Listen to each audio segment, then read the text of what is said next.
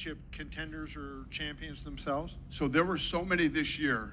What I did was, you know, my boards that are set up in the war room. We have all the top fighters in every weight class in the top 15, and I started another board with people that we want to keep, you know, top of mind every day that came off this season of the show.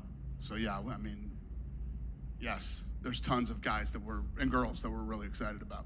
When you look at any normal crop that you take out, I mean, I think you're just looking for people that will be long-term roster people, right? You know, that would be the bulk of the people that would be on there. But it seems to me this year you had some special people that, you know, were better than, you know, from how more potential than other fighters, I guess is what I would say. No doubt about it. And you know what I love? I love how global it is. Like Jonathan from Australia, right? We got girls from Mexico. We got, you know, we got a Cuban. As you start to go there, Americans, it's Brazilians. I mean, it's awesome to have not only this type of talent on this show, but from all over the world. To ask you about Julieta, so Tell me this. Think about this. As long as you've been in combat sports, think back, has there ever been a show that produces so much good talent in combat sports history? Never. I mean, other than The Ultimate Fighter, and this is actually I mean, I wish we could do this every Tuesday for the rest of the year. Why can't you? Because there's not enough talent, you know? I mean, some of these, you heard even tonight, I mean, some of these guys took the fight on week's notice. So between the talent pool not being big enough and injuries, it's just be like running a whole nother business. So Julieta's, the decision to not take her, it seemed to kind of like the Bo Nickel thing. I mean, what else could she do? She went in there and looked tremendous. So I want to ask you about that decision. There's a big difference between her and Bo Nickel, though. Bo Nickel needed a little more experience, needed to see him again against somebody else, you know, of a high caliber. This girl is super green. She turned 20 2 months ago. Yeah. Turned 22 months ago, and she is undersized for that weight division. She's really talented, but it's not the right time. She's a baby. She doesn't need to step into the UFC right now. We love her.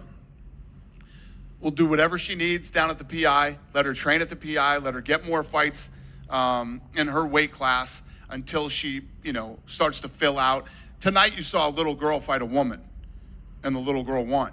You know what I mean? Because I wrote down Spunky Monkey when I mean, she was all over the place, bouncing around like a little maniac. She's awesome. She's acrobatic. She's got obviously a ton of heart. Landed some, I mean, just the head kick she landed was beautiful. A flying knee, you know, she needs more time. And the one thing I wanted to ask you, you know, I remember when you opened the PI and I talked to you and you were talking about being able to finally mine the talent from down there and everything. Is this kind of the first sign of what you're seeing from that thing being open? What is it, 8 months now? 100%. And, you know, she's with Dominic Cruz. Dominic Cruz is down there and is one of her trainers. I mean, once she starts to work with people like that, and she just needs time. She turned 20 2 months ago. We love her. She's just not ready. Did you, I want to go to Luis and the Nick fight. Like, Nick gets the choke in early on, and it looks like, you know, he came out like a house of fire, and he's going to win that fight and get his contract in the second thing. And Luis just, I mean, I haven't seen the scorecard yet, but I would imagine he won that first round because he was landing some major shots after there. The kind of heart that he showed to fight off that choke and to come back, I mean. I said the same thing to Sean and Mick when the fight started. I said, the mentality of this guy. First of all, let's start with this. You take the fight on a week's notice. Royval, you know, he comes to corner Royval. Then that happens to you in the first 15 seconds of the fight. And to overcome that mentally and do what he did in this fight, this guy is unbelievable. Yeah, it's awesome. Loving it. He reminded me a lot of Royval in terms of the balls and everything that he did, right? No doubt about it. You know, definitely that camp. And Royval came over and told me the story and was like, you have no idea how badass this dude is. He's awesome. Oh, and think about this. This guy showed up here to corner. Royval was telling me this guy had a horrible weight cut. He said, we stayed up till 6 o'clock in the morning cutting weight, him and the team. So that guy went through hell to cut weight. You can only imagine. If you think of another cool fact, not one person missed weight this entire season of the Contender Series. And yeah, I mean, this guy's 10-0 now. You know, what's my favorite line here? I'm not looking for 30-year-old contenders. Yeah, this dude's awesome. I can't wait to see him fight next. And the pace in that fight was just insane too. I mean, and Nick would take him down, and next thing you know, he's flipped on his head. I mean, it was crazy. Well, again, you got to think about Nick's mentality. This guy was very hyped up by Daniel Cormier himself. A lot of hype around this kid. He came into the first one, and I didn't think he won the fight. I thought the judges got it wrong, and I said, yeah, I don't agree that he won. I want to bring him back. He agrees to come back. Much respect for him for doing that. Then comes in. His fight falls out. His opponent falls out a week ahead, and they slide this dude in. And just everything about this fight was incredible. And as good as he was, would he be, if you were picking fighter of the night, would he be fighter of the night, or would it be Yadir or Nick? Because both, in both of those cases. You know what the beautiful thing is? That's the question tonight. That's how good tonight was. If I can ask you, you put out a video that you were pretty adamant on about the rankings and about Khalil Rountree, and obviously, the rankings I saw tonight. There was somebody from a newspaper called, was it the Cherokee Sun or something, that is on the rankings panel. But your adamance was a little, where do you put Khalil? Obviously, we all greatly respect what he did against Alex, but he got knocked out, and the Volkan ahead of him has won, 2 or 3 in a row, and Nikita Krylov has won 3 or 4 in a row. I mean, how do you move a guy up getting knocked out with, guys like that ahead of him that have won? If you look at who Pereira has beat, right, and how he's beat him leading up to this fight, he was winning on the scorecards when he got stopped. He was the head on the scorecards, stayed in the pocket, put on one of the greatest fights anybody's ever seen, and he stays at number 8. It's just I can't handle incompetence. I can't take it anymore. It's driving me crazy, and I can't let people that I don't believe know what the fuck they're talking about deal with the rankings anymore. I just can't do it. I have to figure out a solution. Tomorrow I have a meeting with a group of people that are coming to me saying they have the solution to this problem, and God, I hope they're right, because I'm going to change it. The media will no longer control the rankings in the UFC. Do you feel like it's fair? It would be Krylov and Ozdemir. What's right? not fair is for fighters to go in and do what they do and just have people that are either lazy or incompetent fuck up their shit. Yeah, I'm not defending the rankings. That I can't deal with anymore. Yeah, it's I don't want to defend that overall ranking, but I'm just in this specific case because your adamance was a big part of it, and I just look at it. I go, Khalil got knocked out, and I guess your matchmaking said you thought he should have been ranked higher than number 8 to begin with, right? So when you made the match, is that fair to say that you felt that he was too low? Yeah, but at the time you made the match. That's debatable. You don't know until they fight. The question is this: when we go into this fight, here's what everybody knew. Wow, this is going to be a great fight. Nobody thought, oh, this fight's going to suck. It's going to be this, that, which people do a lot. People will judge a fight before it happens, which you can never do. It's been proven a zillion times over. But here's the thing. When the fight is over, now we know where he really sits in the rankings. I mean, I just said this a week or two ago about Max Holloway and where he sits in the rankings. And I could literally go through the rank. We do it in matchmaking all the time. We sit in matchmaking, me, Sean, Mick, and Hunter, and we go, look at this, look at this. And then Tuesday's ranking comes out, and we go, here we go again. And it's something I need to fix. I need to stop bitching about it, and I need to fix it. Can you give us a hint on what the system that you're talking about is about? No, I don't know yet. Oh, you haven't? They're pitching me on it tomorrow. And just the last question on that, just I don't want to go over, but like when you look at Nikita and Volkan, they both have been winning their fights and beating good people, right? So where would you? Well, how you judge him? He just fought. Right. Well, where would you put Khalil? I guess is the question. Let's do this. The media says he's the number 2 pound-for-pound guy in the world. Pereira. Khalil was winning on the scorecards when he lost the fight. What? What does that fucking tell you? Where should Khalil be? He fought the number 2 pound-for-pound, who was judged number 2 pound-for-pound by the media, and was beating him on the scorecards when the fight finished. And it was an absolute fucking war. Again, to be fair, he got knocked out, though. Okay. In a fucking dogfight. I agree. Where does that put him? Did any of these other guys that are ranked ahead of him fight the number 2 pound-for-pound guy in the world? No, they did not. Then they can be judged when they fight the number 2 pound-for-pound guy in the world. But to have Khalil stay at number 8 is absolutely fucking ridiculous. And I can't take it anymore. It needs to be fixed. AI isn't coming along fast enough. We need other solutions. I didn't mean to get you upset. No. It's just, it's not that I'm upset. It's, you know what, it's at the point where, hey, Dana, shut the fuck up and fix it. Stop bitching about it and fix it. That's it. So we're gonna figure this thing out, and the media will not control the rankings anymore. How much in your matchmaking meetings do you pay attention to them now, given that you've been talking about this as a long-time problem? Like, do you even look at those rankings and consider them when you're making the fights, or do you just go off of what you think they should be? No, we do. We obviously, the rankings are very important. It's important, or I wouldn't be, the rankings, judging, reffing, there are a lot of things that we can't control, because there should never be a scenario where we are personally controlling the rankings. Can't happen. You have to have another system in there where for instance, if I think, at the end of the day, I make fights that people want to see anyway. But I believe that I should not be the one controlling the rankings. So we're going to figure out a different system, because it can't be the people who have been doing it, because they're not doing it right. And then last question for you is, you referenced Royval a little bit here, but I did not hear you speak about Royval at all.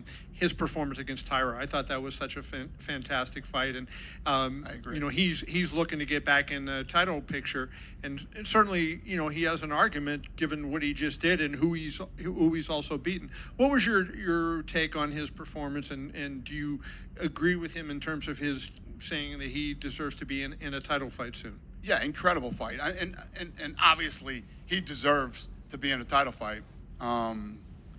We'll just see how that plays out over the next several weeks. But yes, I agree. Unbelievable performance by both guys. Hi, Dana. Probably your favorite question. Conor McGregor and Dan Hooker have made a fight all on their own. What do you think of that fight, and is that something you're even interested in? Yeah, obviously, that would be a great fight. I like that fight. I did not announce a fight. Have you talked to either of them about it since they announced it? UFC Tampa is scheduled for December. There have been 2 big hurricanes that came through Florida. Is that still the plan, do you think, or will there be? I think so, because I think that, I don't know for me to speak like this, but I've heard from people it wasn't as bad as they thought it was going to be.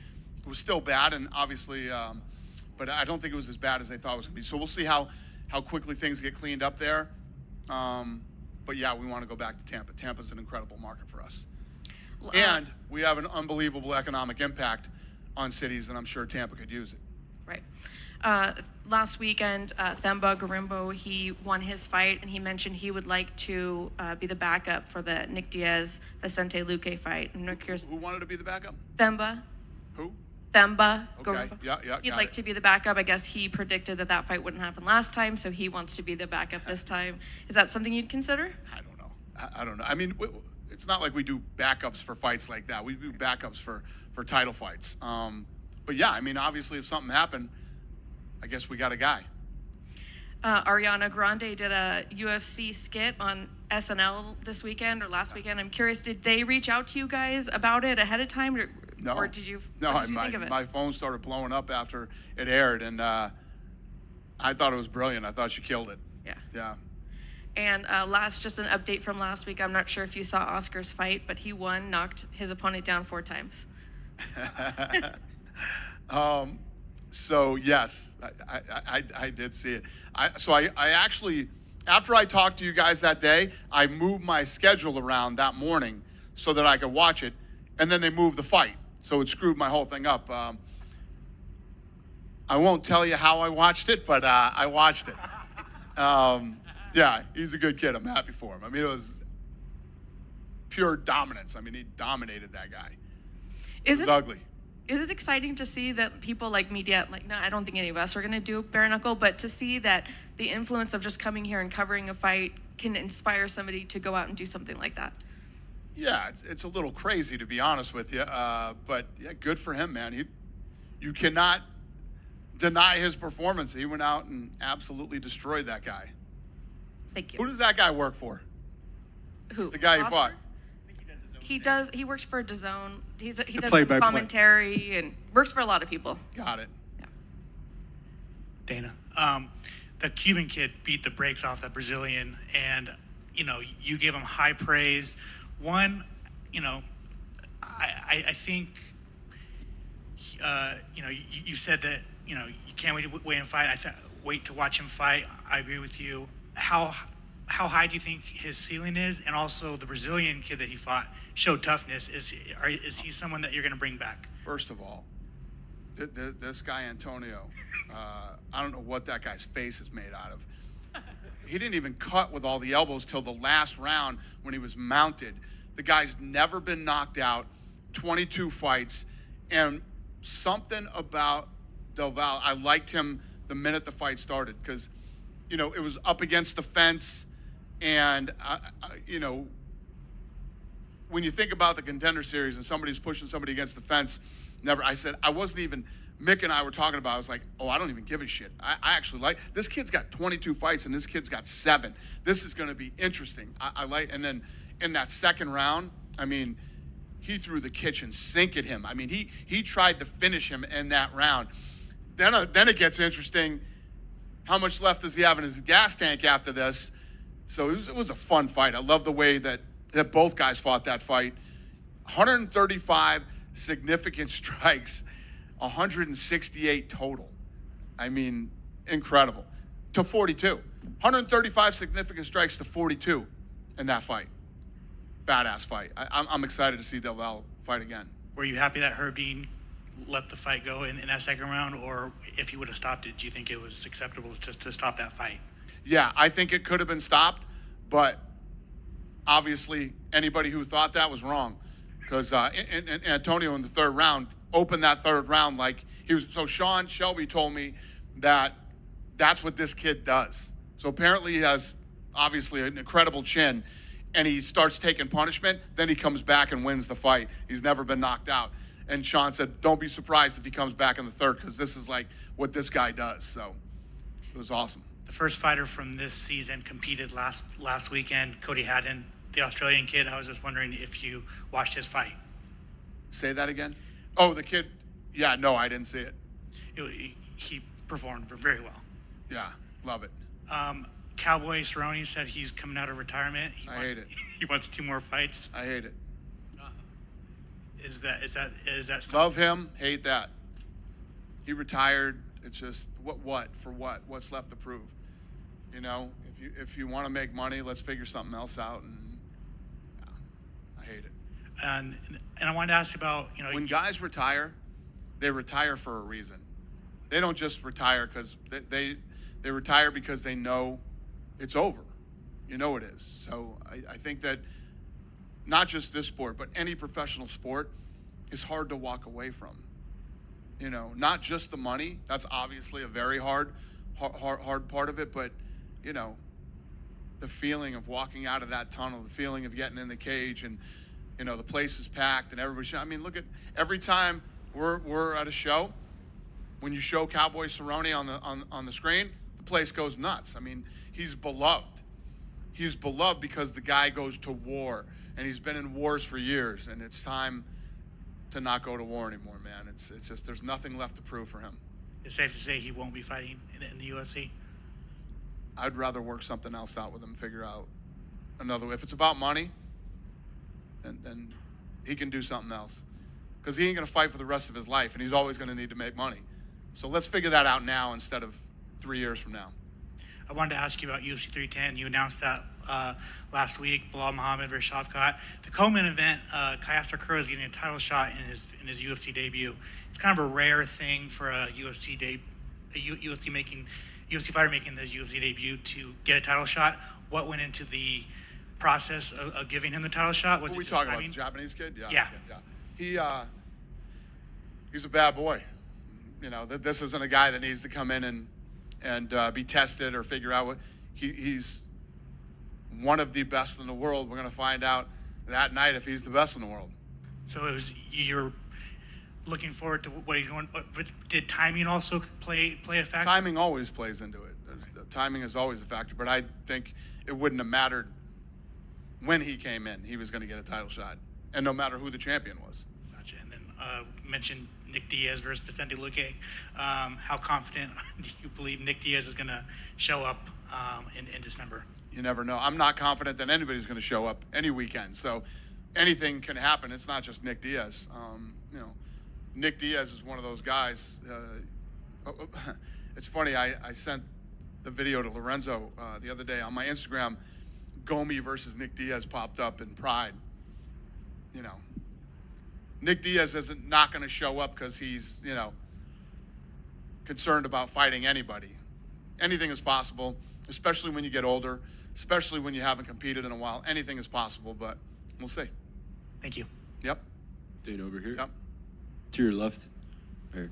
Obviously, Contender Series is going 8 seasons strong now. As we go to the 9th one next year, I know you guys are always focused on making anything you guys do even better. So are there, off the top of your head, are there any ways you can think of making season 9 an even better season than the previous seasons?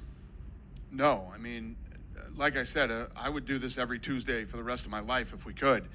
But it's actually better that, you know, you do one a year, you let the talent pool fill up more, and then, you know, you can have fights like we had tonight. And I love the fact that, think about this, when you think about boxing, right?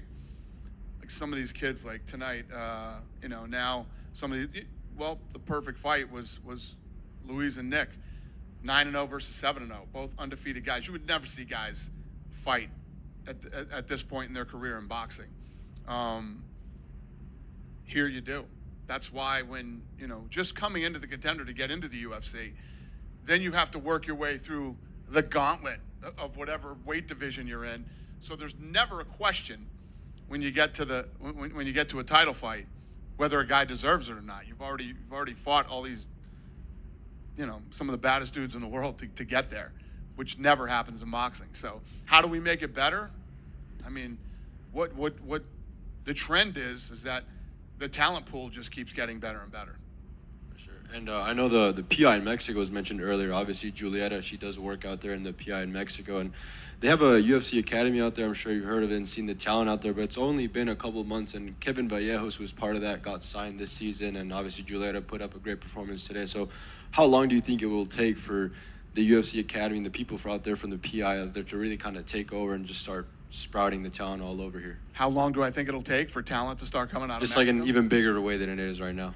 Yeah, it's first of all, it's like our first year down there.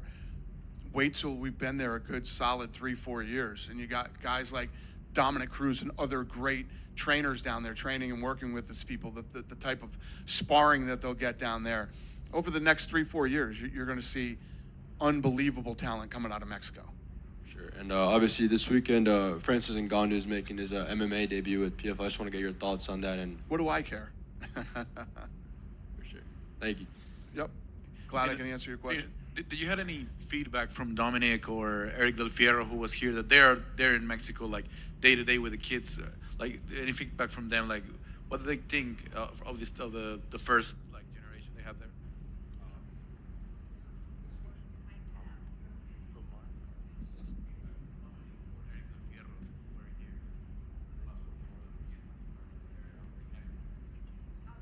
Any feedback from Dominic Cruz or Eric Del Fierro about how the kids are doing down there?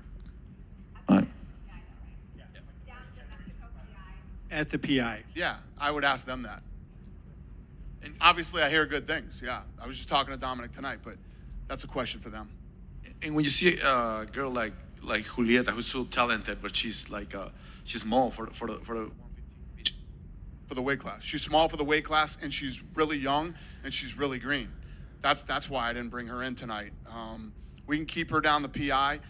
She's talented. I don't want to see her come to the UFC and get hurt. She's too young. She's got nothing. But you're not even in your prime till you're 28. But she just turned 20. But especially in Latin America and Brazil, there's a lot of 105ers that are really talented. Well, that's the other thing. As you start to talk about South America, you start to talk about, Asia, whether it's China or Japan or Korea. As we keep cultivating talent in these places, we might end up creating another division. Like the 105 is like in your mind right now? Like Do I want what? the atom weight could be on your mind? Yeah, that's what I just said. Yeah. And Leslie, you, Sean, and Hunter, and Meek are the ones who know more about how the fights are done. If someone refuses to fight, if someone gets injured, and I know you mentioned that you don't want to be part of the rankings, but it's someone that could know more than you about some of these fights, because probably us from the media, we don't learn about a lot of what happens like backstage on all of these negotiations about these fights to make. It would make sense like you have part on the rankings. I mean, from my... That we have a fighter do what? Be involved in the ranking? Yeah, like you and Meek and Hunter and Sean, like take part of the rankings. And I know you said that you don't want to do it. No, we can't do it. I don't think that it's right that we would do the rankings. No matter how unbiased you try to be, it's impossible. And I'll be honest with you. There are some fighters I don't like. There's fighters that I really like.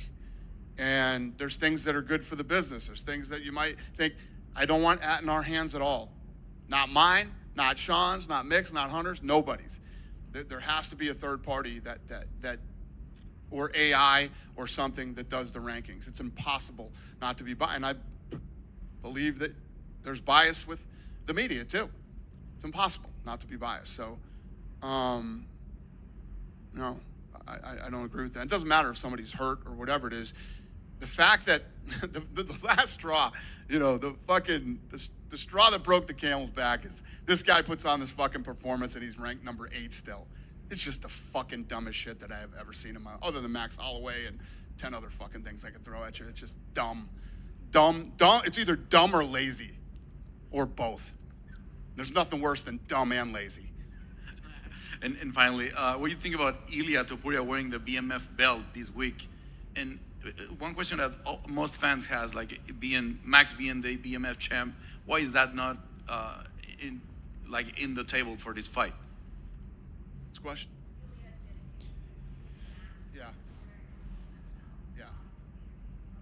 Yeah. That belt's we're I get it. He wants to rock his belt, and there was talk about in the artwork him having it, but that belt isn't up for grabs that night. So there's no reason to have that belt in any of the pictures. You won't see it again unless Max brings it and wears it and stuff like that. That's up to him. It's his belt. Oh, was he really? Yeah, he's been wearing all week and That's posting on interesting. social media. And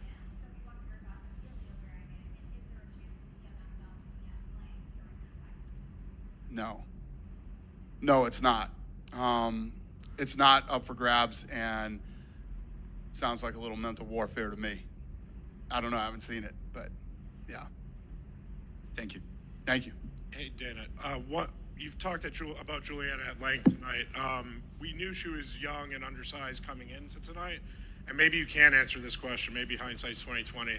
If she had put on a somewhat more convincing performance or gotten a finish, would that have possibly earned her a contract, or have you? It seems like you were kind of predetermined in that. 100%. I mean, I've never done this ever since we've been doing Ultimate Fighter. Contender. I literally had nothing to say. I know she's young, she's undersized, she's green, she needs a lot more experience, and it's my job to make these decisions and do what I think is right. you know, I don't want to see this girl get hurt or lose when she's so young and she's got nothing but time. You know, it's almost like Nick. I didn't think Nick won the fight, so I didn't sign him. And I said, if you want to come back again, face somebody else, and prove to me that I'm wrong, then I'm down to do it. And to his credit, he did it. And he came in tonight, and, you know, here we are. But these are the things that I have to look at and make these decisions on and pull the trigger on what I think is right and wrong. And you've seen me make some decisions where I'm like, I'm going to give this guy an opportunity because of whatever the reason is. But, and it's hard because she's adorable. She's adorable. She won. You can tell she's got a ton of heart, right? She's got a ton of heart. And I saw that it killed her tonight, that we didn't take her after a win against a bigger, you know, basically a woman. A girl fought a woman tonight, and she won. The girl won, and she didn't get signed. But I know I'm doing the right thing. Just one more for me. I want to talk about Dustin Poirier. He's been teasing some fight news lately. You just talked about Donald Cerrone and retiring, and guys just need to know when to walk away. Dustin kind of hinted at retirement after the Islam fight. Sounds like he is coming back. He's also said the only thing that he ever really fought for was a title, and that's really probably not in the picture. How do you feel about him coming back and fighting if the title's not in the picture and if he's only going to fight one more time? Look at what he did. I mean, everybody was talking about his execution against Saint Denis, that he was going to get you know, all the shit that was talked, and look at what he did. You know, you never count Poirier out, and that's up to him. He's going to decide whether he wants to fight or doesn't want to fight. It's up to them. It's not up to me. But to say, he should probably walk away right now, I don't know about that. I didn't think that Cormier should have walked away when he did, but Cormier did. He felt it was time to go, and he did it. He's moved on, and he's, you know, he's doing great. Look at the second career he has now. It's unbelievable. All these other guys, they need to start thinking about that. Cerrone shouldn't think about fighting again. Cerrone should start thinking about what's next. He should have been thinking about it 2 years ago, but apparently he didn't, and he needs to. And we're here for him. We love Cerrone. So we'll help in any way we can. I don't want to see him get punched in the face anymore.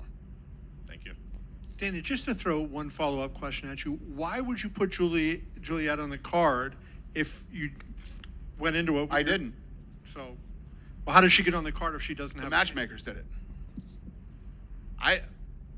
All this shit, I see this tonight when I get here.